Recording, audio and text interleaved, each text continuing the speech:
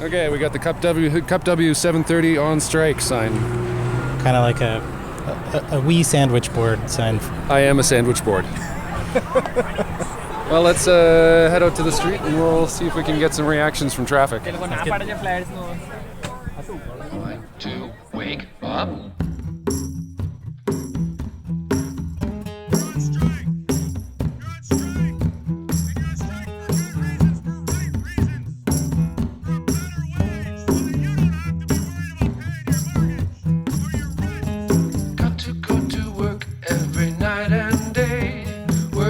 So you eat and have a place to stay. Your mama goes to work, your daddy takes a turn at night.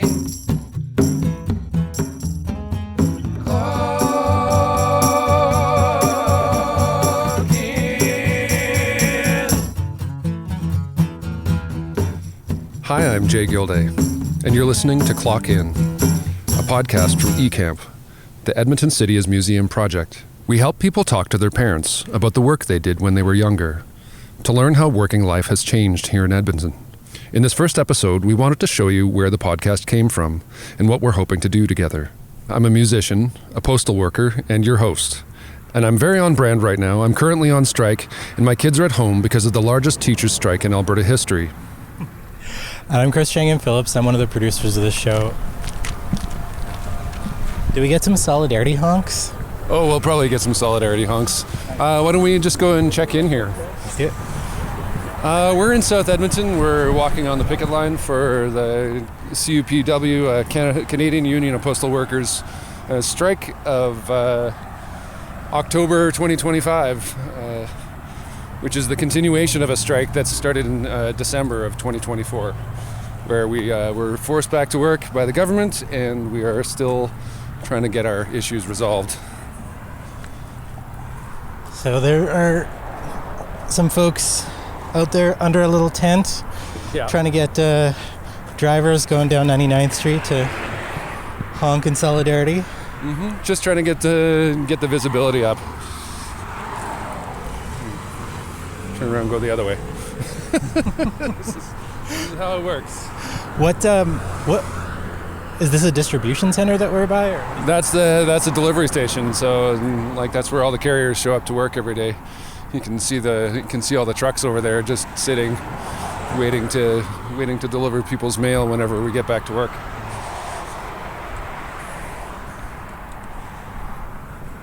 What kind of reaction do you get from people coming by the picket line? There's mixed reactions to the strike, just because of the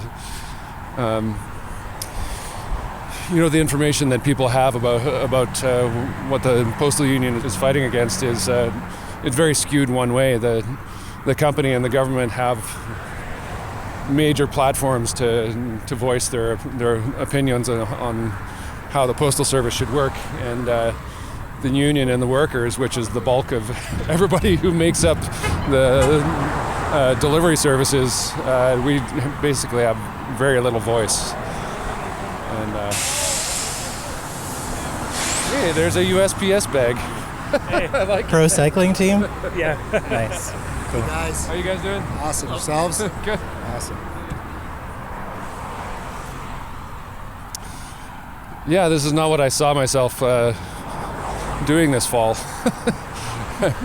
It's so funny because it's been such a reliable job for the past 19 years of my life, and now it seems like there's a 50-50 chance that it could disappear. Not that I personally would lose my job. It's more just that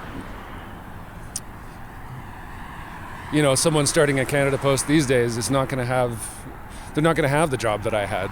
They won't be able to pay their mortgage with it. They won't be able to raise kids with it. They won't. As a musician, I've had the freedom to go and do that as a second career while I've been working at Canada Post, and that's just not something that someone who is a new hire at the Post will be able to do. I think it's very common across all of a lot of different industries right now.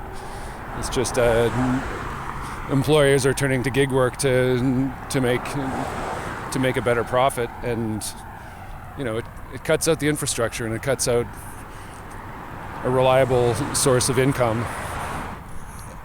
What was the breaking point issue for you that made it worth going on strike here? I think the breaking point issue for me was that the company decided that full-time jobs weren't a priority anymore. When you get an executive that is looking to make profit off of public service, then you get a gig work economy, and they're always talking about efficiency of the job, and they're talking about losing money all the time. But the company, as it is, breaks even when they're paying full-time employees, and that's all it should do. It should just break even and just employ a bunch of people. And but that doesn't fit into the for-profit market these days, and that's what we're struggling against. Kind of gets to the core of what are jobs for. Yes, exactly. I was having this conversation with a friend the other night that what is work for? Why do we need to fill up our time with work? How does that support people as a whole? Like how does it support the things that make life good? I mean, for me, it's like music and art and community, and the way the job is set up, it breaks all that up and doesn't allow you to participate in that. If you're out there delivering parcels until 8 o'clock at night, you're going to miss out. Especially if you have young kids, you're going to miss out on that part of the day, and your kids are going to miss out on you. This is a bigger route than I expected that we're walking. Well, posties get bored standing in one place.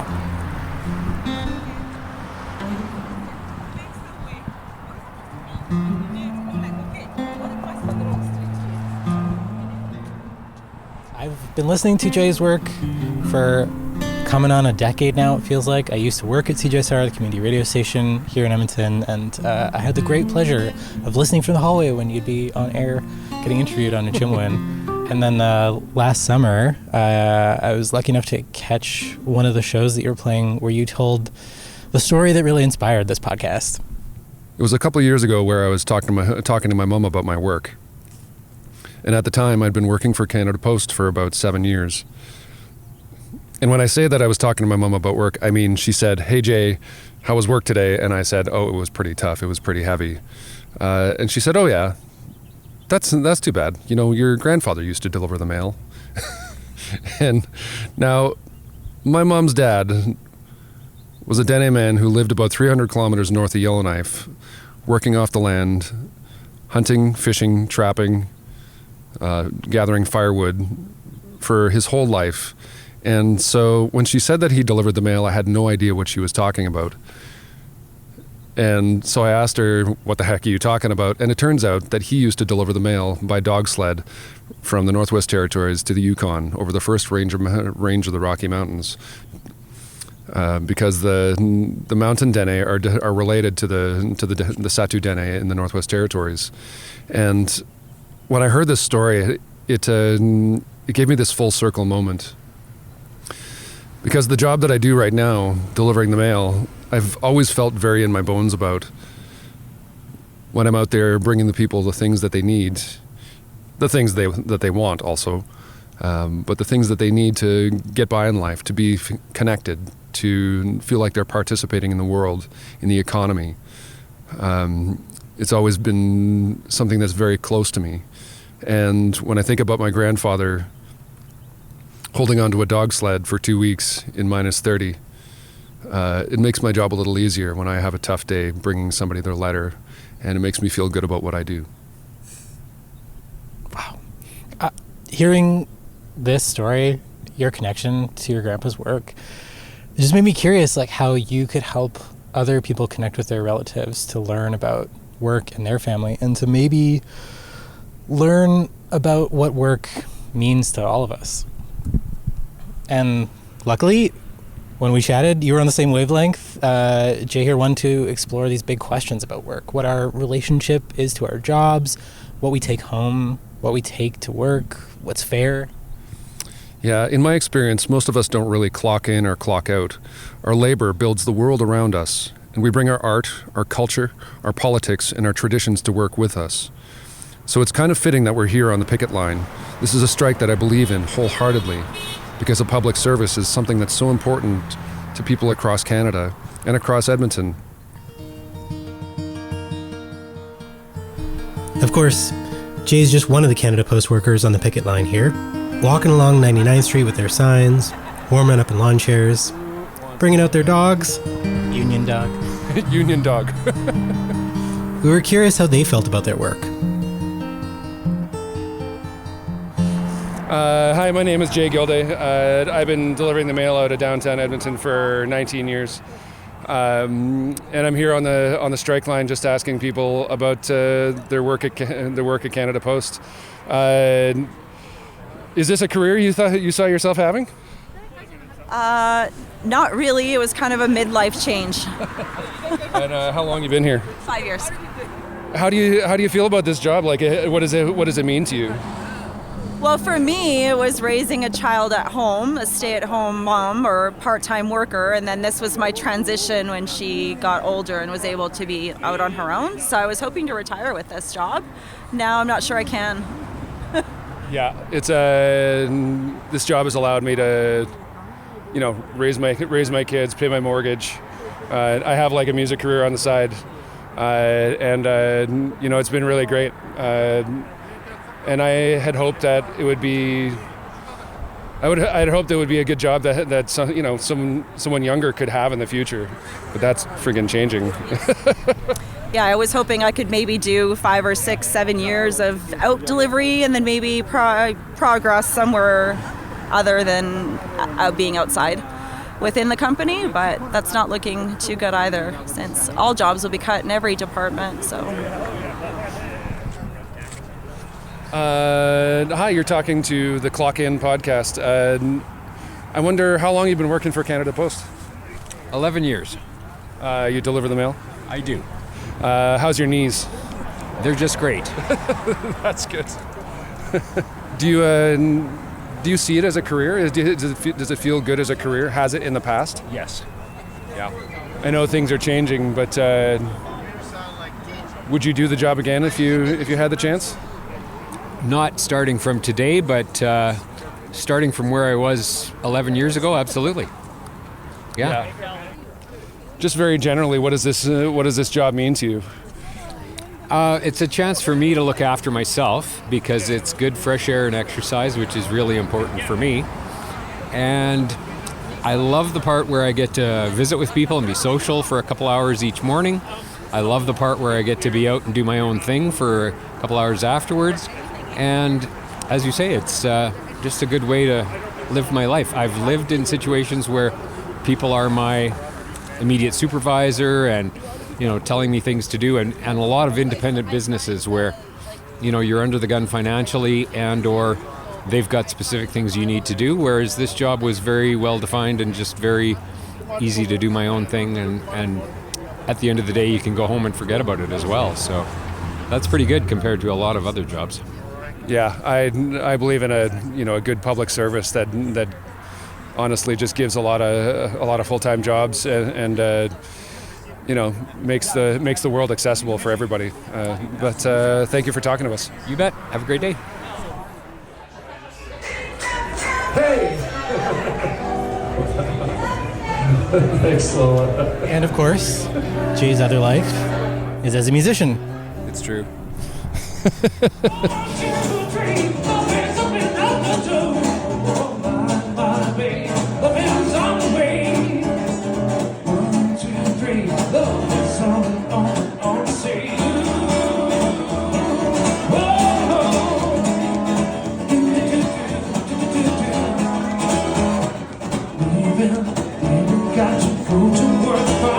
child, she knows what life is like to cry. And she's gonna find a man that is gonna love her, leave her, baby. That's one why she said, be the blues. 1, 2, 3, what am I looking for? 1, 2, 3, there's something left to do. You know, music has been something that has carried me through all my life. My dad was a musician. Both my sisters are musicians, and my mom just enjoys music to the nth degree. And it's funny that the work that I do for Canada Post and the work that I do as a musician, they don't live in the same world, but at the same time, they're two sort of necessary parts of me. Often when music gets to be too much, if I'm touring too much or losing too much of the sort of artistic side of it, I get back to work at delivering the mail, and it grounds me again. And just being in my body, doing a job that means something to me, doing a job that brings something to everybody as a public service, it really grounds me. And then when the post becomes too much of a grind, which it is, you know, quite often I'm going to the same 500 houses every day for years at a time. Then music is the thing that pulls me out of it and puts me back into my heart a little bit, you know, puts me back into my spirit. And it was this full circle moment thinking about the way I ended up doing the job that I do. This is my great head. It's called Shoes. You know, I think everybody needs that, and I think with this series, I think we're trying to illustrate that. The different parts of work and life and how they're connected, and the threads that your parents sewed when you were a kid and when they were kids, the work that they did and the work that we do as you know, people who are becoming adults in this time. It's really important, and I just want to illustrate the threads that we're you know, sewing through the generations.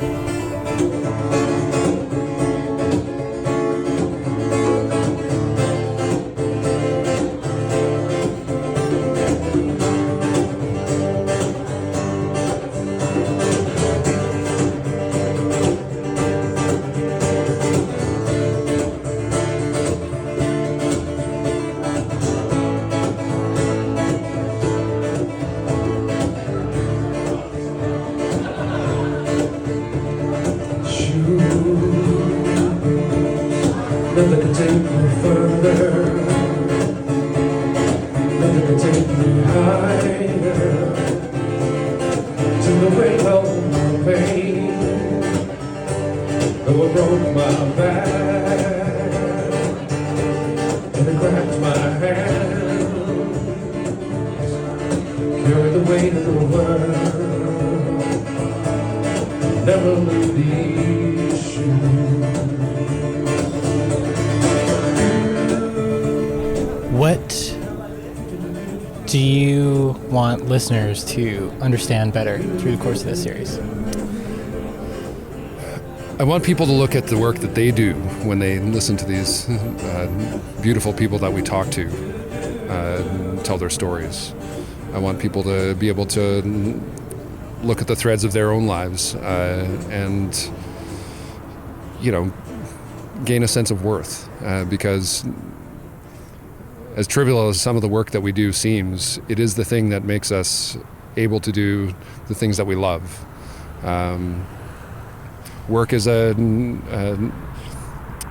something I think to be cherished, and I think in this world right now, we're definitely seeing that work can be abused. It can be abused in your personal life. You can do it to yourself, and then more broadly, we're all being taken advantage of.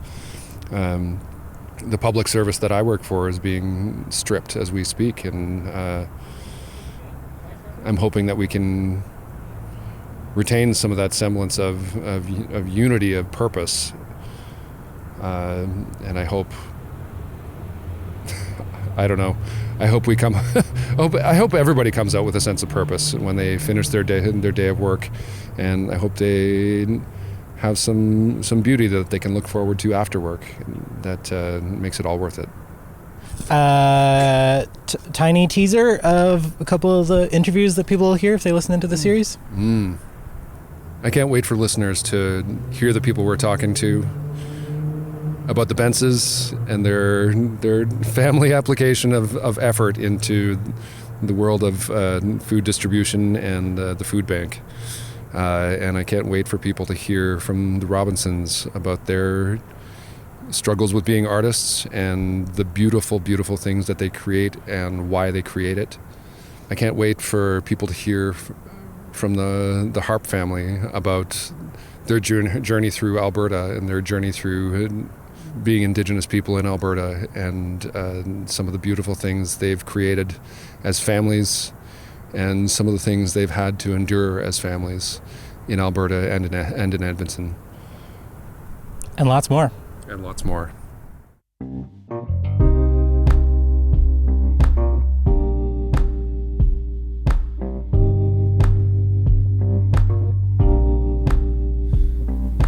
That's it for this episode of Clock In, presented by eCamp, the Edmonton City as Museum Project, an initiative of the Edmonton Heritage Council. Clock In was produced by Joe Hartfile and Chris Chang Yen Phillips. Our researcher is Kathy Roy. Artwork and design by Mike Kendrick and Rafaela Loro. Music for the show was produced by Blue Dot Sessions and myself, Jay Gilday.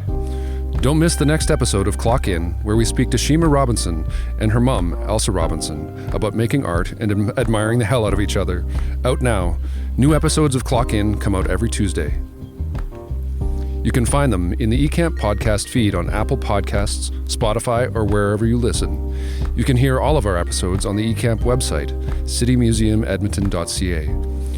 And you can see adorable pictures of our guests from each episode by following eCamp on Instagram and Facebook at YEG City Museum. I've been your host, Jay Gilday.